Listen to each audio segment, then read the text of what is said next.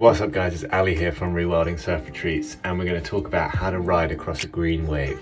Let's get into it.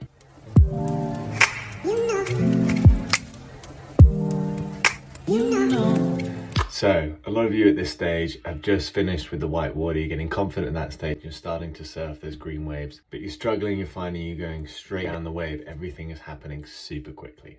So, there's a couple of ways that we can slow that down. First of all is our paddling in and really being aware of where we're looking. So we're looking to our left, we're looking to our right, we're being aware of where the peak of that wave is, where the highest point of that wave is, and we always want to be going away from that. So the first thing is that we take our time after we start catching that wave to pause and look down the line, down at that top of the wave, about 15-20 meters away, to see what's going on and hold that line there. So you pause there for what will feel like eternity, probably about 3 to 5 seconds. You want to feel like it, okay, until you start to feel that balance. When you've got the balance and you're angling across that wave, that's when you're going to pop up and then you're going to be looking. So that's number 2. So where we look in surfing is where we go. So if I'm looking down to the bottom of the wave, or if I'm looking straight ahead, I'm going to carry on going straight.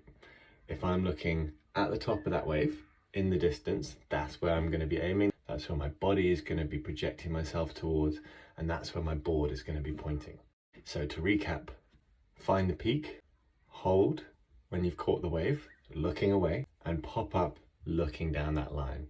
And if you follow that line, you'll carry on cruising right across that beautiful green wave and enjoy the ride.